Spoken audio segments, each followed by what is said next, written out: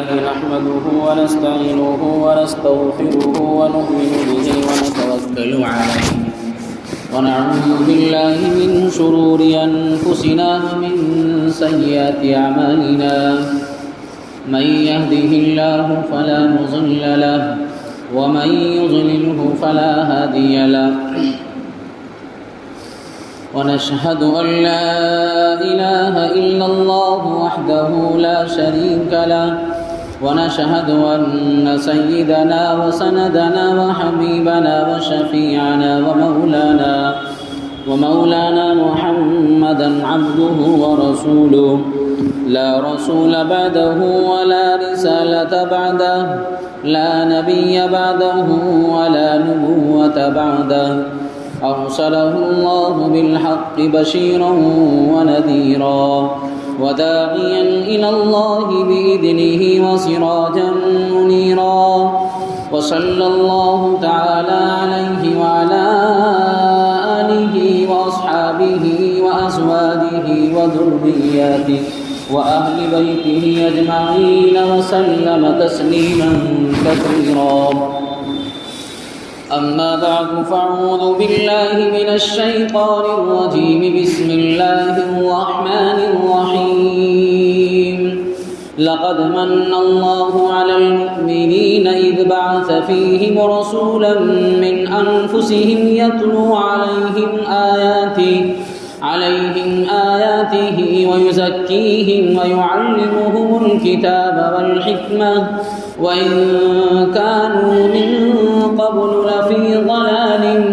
مبين. صدق الله العظيم. وقال النبي صلى الله تعالى عليه وسلم إنما بعثت لأتمم مكارم الأخلاق أو كما قال صلى الله تعالى عليه وسلم. نبی آتے رہے، آخر میں نبیوں کے امام آئے، وہ دنیا میں خدا کا لے کر آخری پیام آئے، جھکانے آئے جبھی بندوں کی اللہ کے در پہ، سکھانے آدمی کو آدمی کا احترام آئے. وہ جب آئے تو عظمت بڑھ گئی دنیا میں انسانوں کی، وہ جب آئے تو عظمت بڑھ گئی دنیا میں انسانوں کی، وہ جب آئے تو بندوں کو فرشتوں کے سلام آئے. وہ ہیں بے شک بشر لیکن تشہد میں اذانوں میں، وہ ہیں بے شک بشر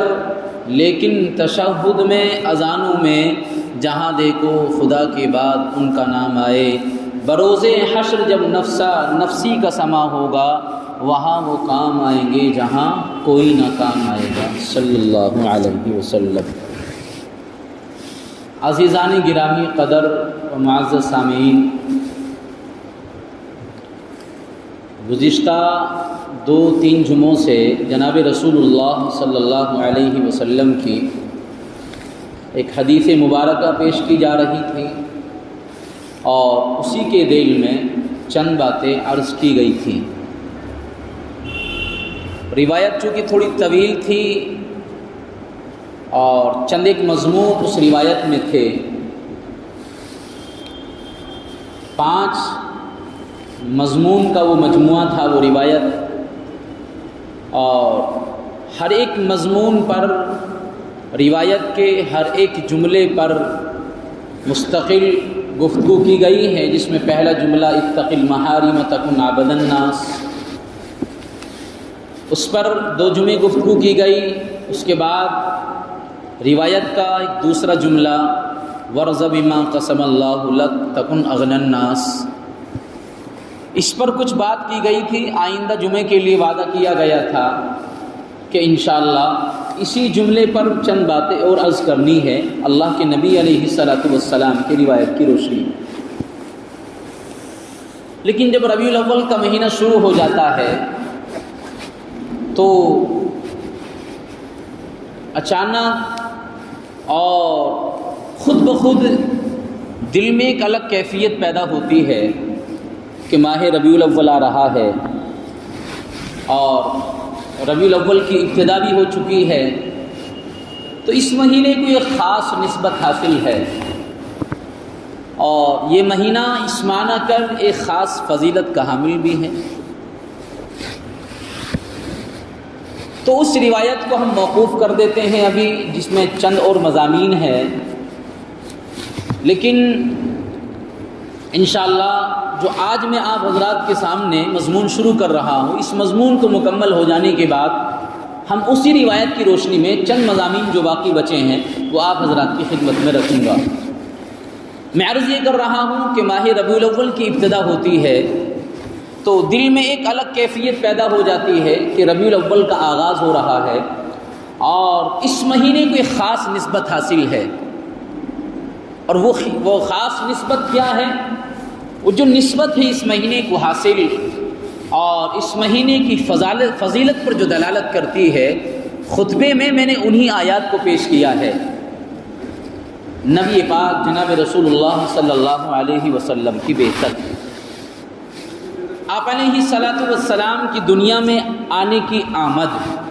اور آپ علیہ الصلاۃ والسلام کی آمد، نبی پاک جناب رسول اللہ صلی اللہ تعالیٰ علیہ وسلم کو جب اللہ نے دنیا میں بھیجا تو ماہ ربیع الاول کا انتخاب کیا۔ ربیع الاول میں کل کائنات کے نبی جناب رسول اللہ صلی اللہ علیہ وسلم کی پیدائش ہو رہی ہے اور ہوئی ہے، تو اس معنی کر ہم یہ چاہتے ہیں کہ اس ربیع الاول کی فضیلت کو برقرار رکھتے ہوئے اور ماہ ربیع الاول کی اہمیت کو سمجھنے کے لیے ہمیں یقینی طور پر جناب رسول اللہ صلی اللہ علیہ وسلم کی بعثت کا تذکرہ کرنا ہوگا۔ آپ علیہ الصلاۃ والسلام کی ولادت اور اللہ کے نبی علیہ الصلاۃ والسلام کی بعثت، اس دنیا میں آنا اللہ کے نبی علیہ الصلاۃ والسلام کا، اس پر ذرا روشنی ڈال دیتے ہیں۔ اور یہ بات یقینی طور پر کہی جا سکتی ہے کہ میرے آقا کی آمد بھی باعث برکت، اور میرے اور آپ کے سچے آقا کی بعثت کے بعد وہ نبی پاک علیہ الصلاۃ والسلام کا بچپن اور وہ لڑکپن اور وہ جوانی، اور ساتھ ساتھ وہ مکے کی زندگی اور مدینے کی گلیوں کی زندگی، یہ سارا جو نبی پاک علیہ الصلاۃ والسلام کی 63 سالہ زندگی ہے، اس زندگی کے کسی بھی گوشے پر گفتگو کیجیے اور 63 سالہ زندگی کے کسی بھی ایک گوشے پر آپ تذکرہ کریں، پڑھیں یا سنیں، یقینی طور پر ایمان تازہ ہوگا۔ اور کیوں نہ ہو، وہ کل کائنات کے نبی ہیں، وہ ایسے بشر ہیں جو وجہ عظمت بشر ہیں، وہ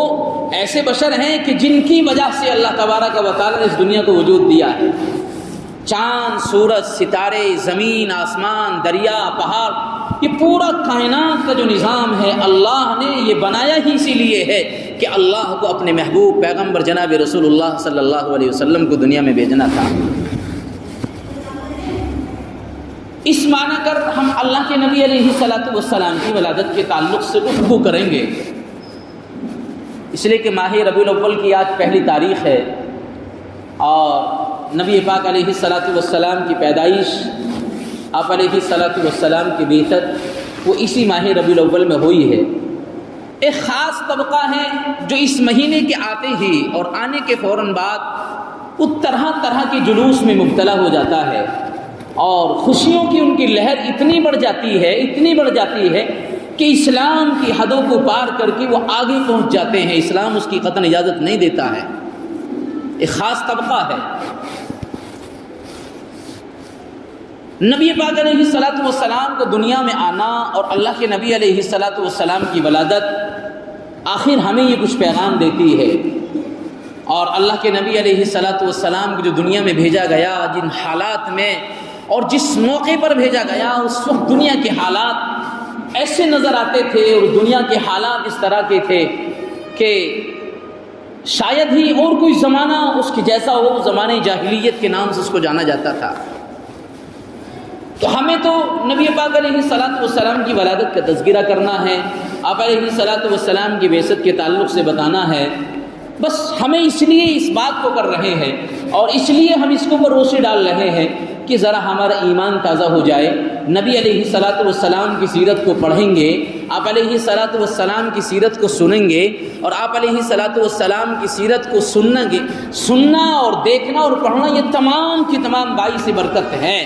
اور ایک ہم اس خاص طبقے میں زندگی گزار رہے ہیں جس کے لیے قرآن کریم یوں کہتا ہے پوری امت کے لیے، وَكَذَلِكَ جَعَلْنَاكُمْ أُمَّةً وَسَطًا لِتَكُونُوا شُهَدَاءَ عَلَى النَّاسِ۔ یہ امت تو ایسی امت ہے کہ میانہ روی اختیار کرتی ہے، نہ زیادتی کرتی ہے نہ کمی کرتی ہے۔ جس طرح یہود کو دیکھا جائے تو زیادتی،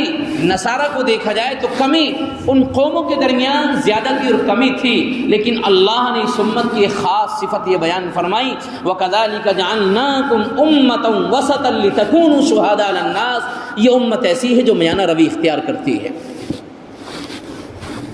تو ہماری خوشیاں نہ اتنی بڑھ جاتی ہیں جو اسلام کی حد سے ہم پار ہو جائیں۔ ہم آپ علیہ الصلاۃ والسلام کی سیرت کو پڑھتے ہیں، آپ علیہ الصلاۃ والسلام کی سیرت کو سنتے ہیں، اور آپ علیہ الصلاۃ والسلام کی سیرت کی کتابوں کو دیکھتے ہیں، وہ اس معنی کر دیکھتے ہیں کہ ہمارے ایمان میں تازگی پیدا ہوتی ہے، ایمان میں ہماری روشنی آتی ہے، ایمان میں ہمارے بڑھوتری ہوتی ہے۔ اس لیے کہ کل کائنات کے نبی جو امام الانبیاء اور سرور کونین تاجدار مدینہ جناب رسول اللہ صلی اللہ علیہ وسلم کی سیرت ہو، جس کی تعریف خود قرآن کرتا ہو، جس کی آمد کی تعریف اللہ قرآن میں کرتا ہو، اور اللہ جس کے بالوں کی زلفوں کی تعریف کرتا ہو، اللہ جس کے چہرے کی قسم کھاتا ہو، اور اللہ جس کی صداقت کی قسم کھاتا ہو، تو آخر وہ نبی امام الانبیاء کیوں نہیں ہو سکتا؟ اور وہ ایسا تاجدار مدینہ امام الانبیاء جناب رسول اللہ صلی اللہ علیہ وسلم ہے کہ اللہ نے جو کتاب پیغمبر اسلام جناب رسول اللہ کو دی، اللہ نے اس کتاب کی تعریف فرمائی، خود نبی پاک علیہ الصلاۃ والسلام کی تعریف فرمائی۔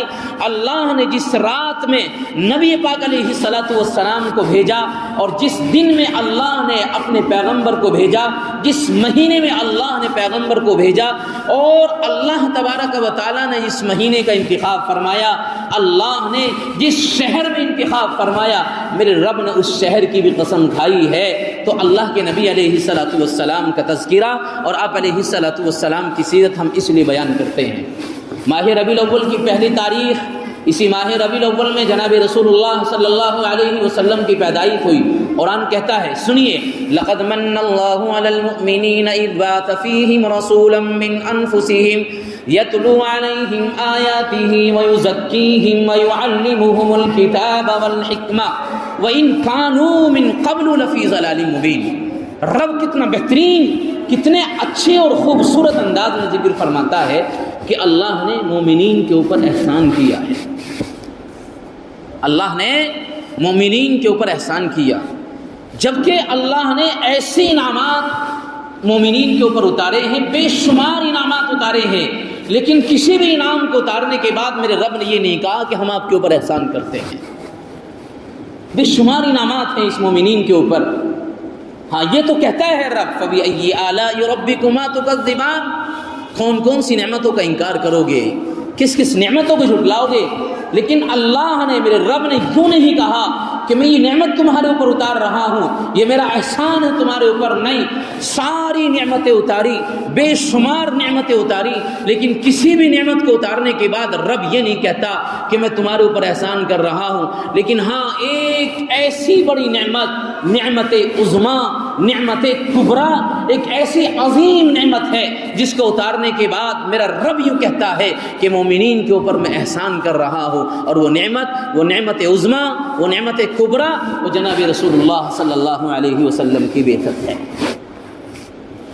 آپ علیہ الصلاۃ والسلام کی آمد ہے، یقینی طور پر مومنین کے لیے نعمت عظما ہے۔ اگرچہ کل کائنات کے نبی، قرآن کریم کی دیگر آیات سے ہمیں یہ بات پتہ لگتی ہے کہ رحمت للعالمین ہے، اور ساری انسانیت کے لیے اللہ کے نبی علیہ الصلاۃ والسلام ایک عظیم نعمت ہے، ایک بڑا احسان ہے اللہ تبارک و تعالیٰ کا۔ لیکن اللہ اس قرآن میں مومنین کو خاص ذکر فرماتا ہے کہ ہم نے مومنین کے اوپر احسان کیا، بالکل اسی طرح جس طرح قرآن یہ سارے عالمی انسانیت کے لیے صحیفہ ہدایت ہے، قرآن ساری انسانیت کے لیے ہدایت ہے، قرآن ساری انسان کے لیے نسخہ کیمیا ہے، اور یہ قرآن ساری انسانیت کے لیے ایک ہدایت کا ذریعہ ہے، لیکن اللہ نے قرآن میں یہ فرمایا ھدی للمتقین، یہ قرآن تو متقین کے لیے ہدایت ہے۔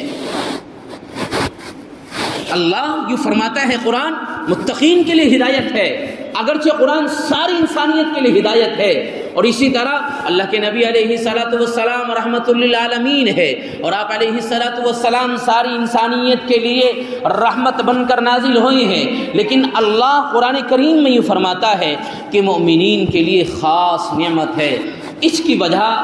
کی وجہ یہ ہے کہ نعمت اصل وہ شے ہے، اور اسی کے حق میں نعمت ہوتی ہے جو اس نعمت سے فائدہ اٹھائے، جو اس نعمت کے ذریعے سے فائدہ حاصل کرے۔ تو ساری انسانیت پر غور کیجئے، ایک اہل ایمان کی جماعت ایسی ملتی ہے جس نے نبی پاک علیہ الصلوۃ والسلام سے فائدہ اٹھایا اور قرآن سے فائدہ اٹھایا، تو اللہ نے اس معنی کر مومنین کو کہا کہ یہ مومنین کے حق میں رحمت ہے، ہدایت ہے، نعمت ہے، اگرچہ ساری انسانیت کے لیے ہدایت ہے۔ سیدنا ابراہیم علیہ الصلوۃ والسلام اور قرآن کریم کی اس آیت کے جملہ وَإِن كَانُوا مِن قَبْلُ لَفِي ضَلَالٍ مُبِينٍ، کہ اللہ نے ایک نعمت اتاری نبی پاک علیہ الصلوۃ والسلام کی شکل میں، اور اللہ کے نبی کی بعثت سے پہلے ساری انسانیت، وہ سارا زمانہ، وہ سارا مکہ اور وہ سارا کا سارا خطہ اور وہ سارا علاقہ، اللہ کے نبی، اللہ قرآن میں یوں فرماتا ہے، وہ سب گمراہی پر تھا، گمراہی میں زندگی گزار رہے تھے۔ سیدنا ابراہیم علیہ الصلوۃ والسلام اور اسماعیل علیہ الصلوۃ والسلام جب بیت اللہ کی تعمیر کر رہے تھے تو بیت اللہ کی تعمیر کے ساتھ ساتھ رب سے دعا کر رہے تھے، ربنا تقبل منا انک انت السمیع العلیم۔ سیدنا ابراہیم اسماعیل بیت اللہ کی تعمیر کر رہے ہیں اور رب سے یہ دعا کرتے ہیں، مولا اس کو قبول فرما لیجئے، اس کو قبول فرما لیجئے، اے مولا اس کو قبول کر لیجئے۔ اور فرما رہے ہیں انک انت السمیع العلیم، اللہ تو جاننے والا ہے، اللہ تو سننے والا ہے، دعاؤں کو قبول کرنے والا ہے۔ اللہ تو اس بات کو بھی جانتا ہے کہ اس کعبۃ اللہ کی تعمیر ہم اخلاص کی بنیاد پر کر رہے ہیں یا نہیں۔ رب تو یہ بھی جانتا ہے کہ ہمارے دل کی کیفیت کیا ہے اس کعبۃ اللہ کی تعمیر کرنے میں۔ رب ہمارے دل کی نیت کو تو جانتا ہے کہ ہم کس مقصد کے لیے تیرے گھر کی تعمیر کر رہے ہیں۔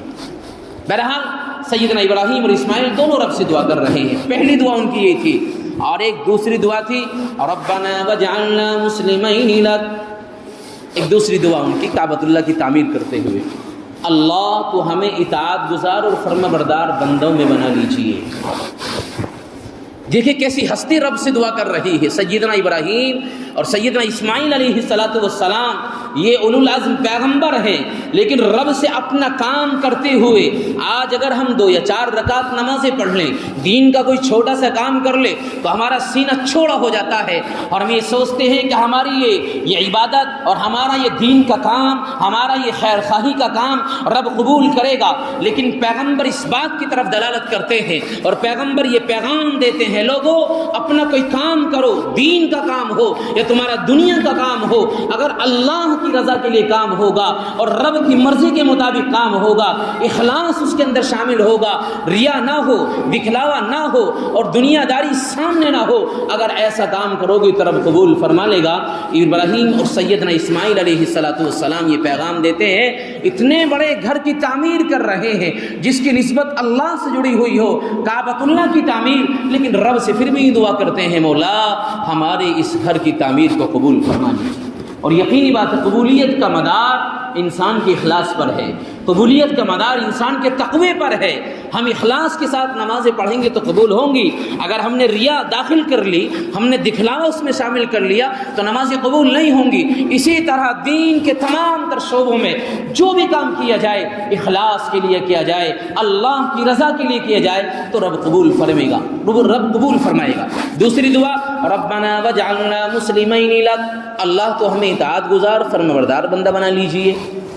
اور ہر ایک پیغمبر کی دعوت رہی ہے، کوئی پیغمبر یہ کہتا ہے توفنی مسلما والحقنی بالصالحین، اللہ ہمیں نیک لوگوں میں بنائیے، ہمیں موت ایسی حالت میں دیجیے ہم تیرے نیک بندے ہوں، فرما بردار بندے ہوں، اطاعت گزار ہوں۔ ہر ایک نبی اور پیغمبر اللہ سے یہ دعا کر رہا ہے، اور جب وہ وصیت کرتے ہیں، کسی کو دعوت دیتے ہیں تو کہتے ہیں فَلَا تَمُوتُنَّ إِلَّا وَأَنْتُمْ مُسْلِمُونَ۔ اے لوگو، جب دنیا سے تم جاؤ اور تمہارا آخری سانس ہو تو اس حالت میں جا رہے ہو، اس حالت میں تمہاری موت آ رہی ہو کہ تم اللہ کے سچے برگزیدہ اطاعت گزار بندے ہو۔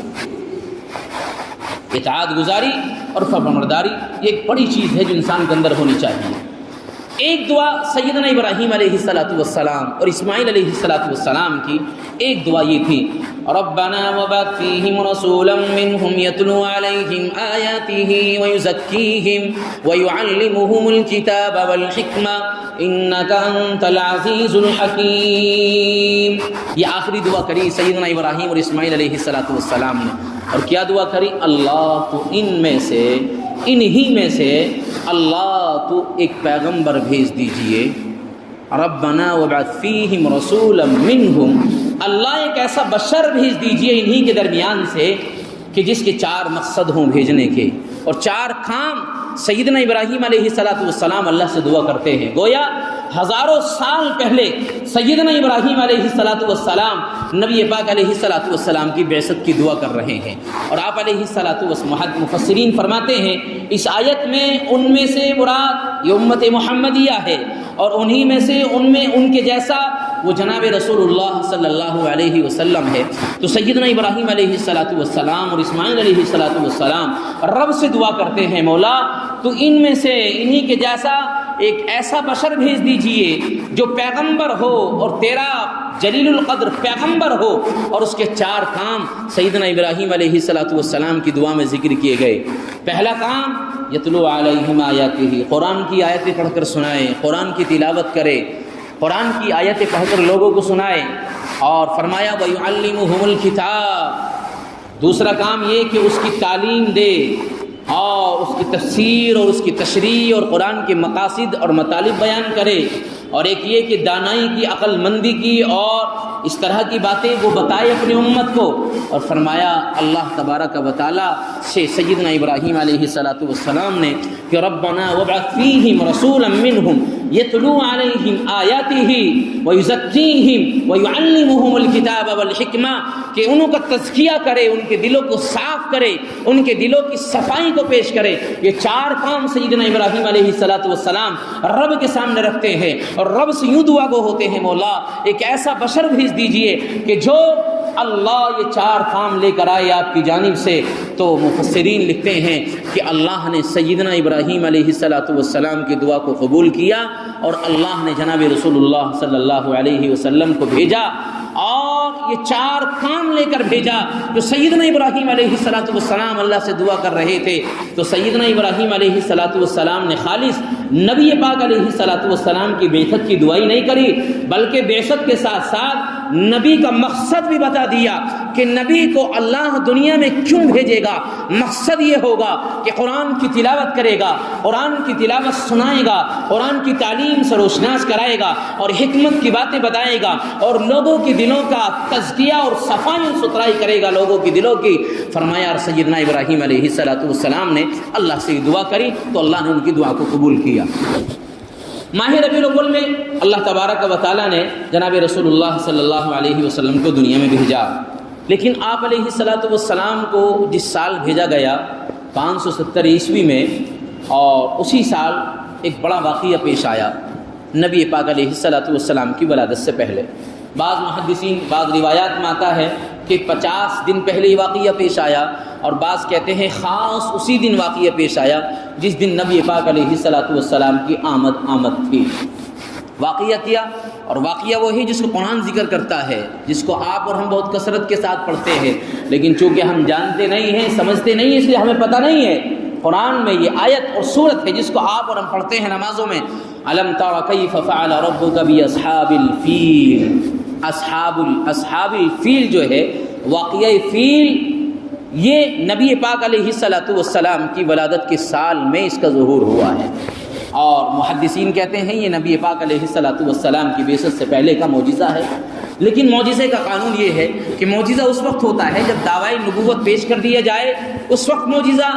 کا مقصد یہ ہوتا ہے کہ نبوت سچائی والی ہے، نبوت کے اندر کوئی ذرہ برابر تردد و شک نہیں ہے، لیکن اللہ کے نبی ابھی دنیا میں آئے نہیں ہے اور آپ علیہ الصلاۃ والسلام سے پہلے ہی یہ واقعہ پیش آ رہا ہے، اور محدثین کہتے ہیں یہ معجزہ ہے۔ تو یہ معجزے کے طور پر، خرق عادت کے طور پر یہ واقعہ پیش آیا، واقعہ فیل جس کو کہا جاتا ہے۔ لیکن ایسی چیزوں کو جو دعوی نبوت سے پہلے اور انبیاء کی بعثت سے پہلے جو اس طرح کا واقعہ پیش آتا ہے، اس کو محدثین کی اصطلاح میں ارحاس کہا جاتا ہے۔ ارحاس یہ معجزات کی طرح ہوتا ہے، لیکن اس کو محدثین نے اپنی زبان میں اور اپنی اصطلاح میں اس کو ارحاس کہا گیا ہے۔ تو بعض ارحاس ایسے ہیں جو نبی پاک علیہ الصلاۃ والسلام کی بعثت سے پہلے آئے ہیں۔ واقعہ فیل جو آیا ہے اور واقعہ فیل کا جو ظہور ہوا ہے، یہ اصحاب فیل کیا ہے اور اس کا واقعہ کس طرح رونما ہوا ہے، اس کی تفسیر